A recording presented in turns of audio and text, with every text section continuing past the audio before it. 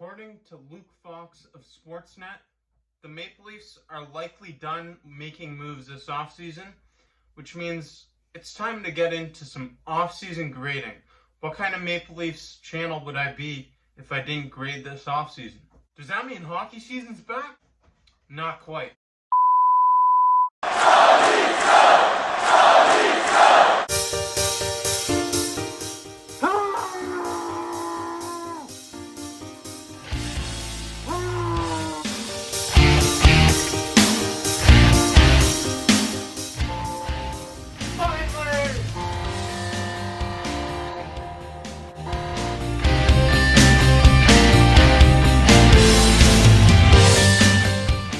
What the? If there's a trade offered to Kyle Dubas, I'm sure he wouldn't refuse to make a move if he liked the offer. But that's a big if. That's a huge if, actually. The Leafs don't have much wiggle room with cap space, and they have an all offseason long, which makes this offseason even more impressive to me. We've seen names such as Kasperi Kapanen, Andreas Johnsson, Freddie Gauthier, Cody Ceci, and Tyson Barrie all depart the Maple Leafs. There's honestly not too much that I'm disappointed to see leave the team. I'm disappointed to see Kasperi Kapanen go, but he had a contract that we just couldn't hold on to for what he's doing, and he's going to Pittsburgh. We got a first-round pick back, picked up Amarov with that pick. I think Amarov's going to be good for us in the near future. So trading away Kasperi Kapanen, I don't think hurt us that much because we brought in other players that can do what he does with a little less speed. Tyson Barrie's gone. It was a project. We brought in Tyson Barrie. Thought he was going to be great with Morgan Rielly, and it just didn't work out that way. But honestly, Dubas never had the intention of putting Barrie beside Morgan Rielly because they kept putting Cody Ceci there.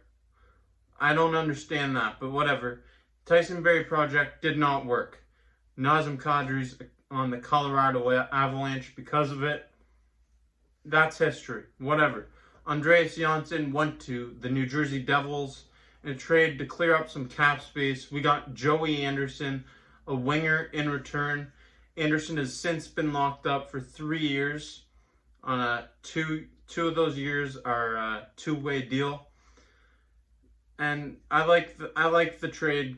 We had to clear the cap space because we brought in more names. Freddie Gauthier, he's a former first-round pick, and he's somebody that's he's just been there. He hasn't really done that much for us. He's a likable guy, it seems. He's big in stature, but he just doesn't do it out there. He doesn't do what you want to see from a guy his size. He's not getting in the dirty areas. He's not standing up for guys. And we brought in some players that will stand up for guys. So let's get to the additions because the subtractions honestly don't hurt this team that much. TJ Brodie, Joe Thornton, Wayne Simmons, Zach Bogosian, Aaron Dell, Michael Hutchinson, Joey Anderson, Travis Boyd, and Jimmy Vesey.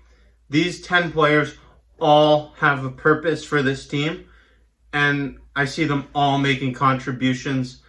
The two goaltenders that we brought in, Aaron Dell and Michael Hutchinson, I mean, they're kind of up in the air, more security in case of injuries. We've seen what happens when a goalie goes down, or two goalies go down on a team. We've seen what happens firsthand. So it feels good to have that extra security blanket.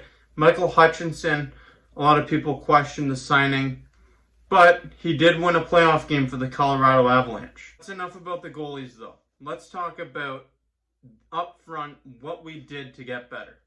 We brought in Joe Thornton and Wayne Simmons. These are the two that I want to talk about the most. Both bigger than most of the guys on our team.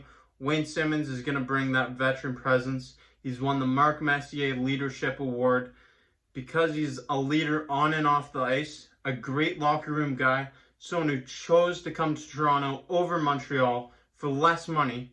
And Joe Thornton, what's there not to say about Joe Thornton?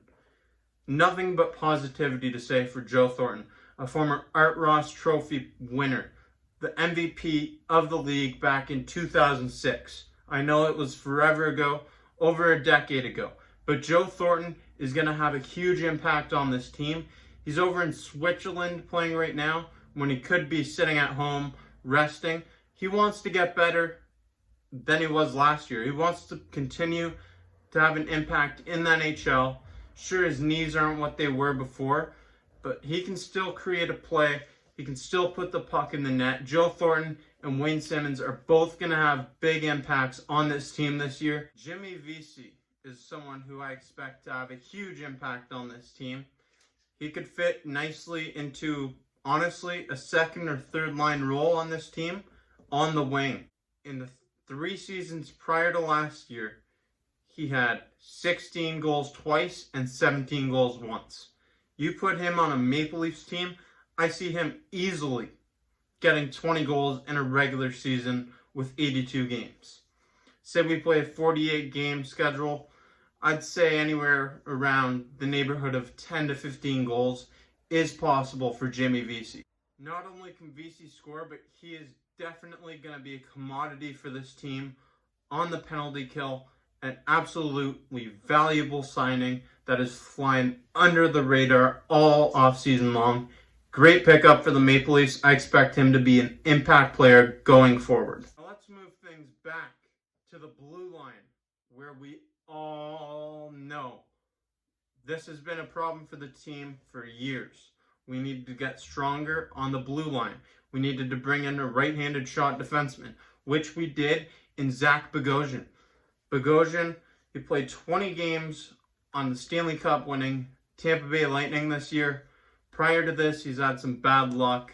He's had a lot of seasons in the negative, in the plus-minus category. But Bogosian is a tough guy. He's a tough SOB. He can make a hit. The big concern about Bogosian is if he can stay healthy for a full season. And that remains to be seen. But if Bogosian can stay healthy for the Maple Leafs, he will have a big impact on this team. 100%. But the big elephant in the room is TJ Brodie. TJ Brodie is obviously a huge signing for the Maple Leafs. 4 years, $20 million with an annual average value of $5 million. Brodie, he's a two-way defenseman, more stay-at-home kind of defenseman. He's going to be eating up some huge penalty kill minutes for us this year. I'd expect to see him with Morgan Rielly. I'd really like that pairing. A stay-at-home defenseman with Morgan Rielly who can fly up on the rush. TJ Brodie and Zach Bogosian versus the loss of Cody Ceci and Tyson Barrie. Tyson Barrie, who was on the Maple Leafs last year, not the Barrie from Colorado. And the Barrie we'll probably see in Edmonton this year. No.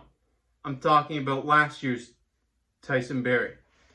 This is 100% an upgrade on defense. Our blue line got solid. I believe it. And we haven't even talked about the players in the minors that we have. In Rasmus Sandin and Timothy Liljegren, we have a bunch of defensive depth, and that's something that I haven't been able to say for a really long time. Not only did Kyle Dubas make our defense a solid unit, he also brought in names up front, some veterans, veteran leadership, more players to stand up for our guys, these two right here. But he also brought in some insurance back in the net. We got a lot of great things happening for the Maple Leafs this year. We also kept our core four intact, that being Nylander, Marner, Matthews, and Tavares. We did a lot of great things, and there was very little wiggle room, very little cap space. Kyle Dubas maneuvered it all. He brought in, he re-signed Travis Dermott and Ilya Mikheyev, two players I wasn't really sure we could get done. I thought we'd get one for sure. But the fact that he got Travis Dermott for just $10,000 raised from last season, that's a huge deal to me. Travis Dermott, just 23 years old. Wow. This offseason grade for me is a solid B+. Kyle Dubas did a great job this offseason. He made some big free agent signings, made some good re-signings, and didn't budge. He said, this is your price, take it or leave it. And we saw some names depart. We got better overall. Our Maple Leafs definitely got better overall. We brought in some new assistant coaches to help Sheldon Keefe out with this young roster. A lot of coaching experience.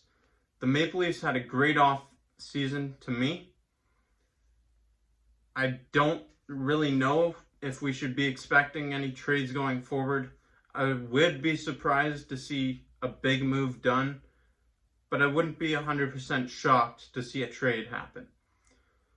Going forward, let's just hope the NHL gets their stuff together and we can announce when the season's going to happen, because I am extremely excited to get this NHL season kicked off. The Maple Leafs are going to be a threat this year. You better believe it. But like I said, that is an off-season grade of a B+. I want you to let me know in the comments below, what would you give this off-season grade for the Toronto Maple Leafs? Was it an A? Did they fail miserably? I don't think so. I'm giving it a solid B+. Thank you for watching this video. Stay tuned. Tomorrow I'll be here at Leafs Talk Live, 7:30 with a special guest. See you then.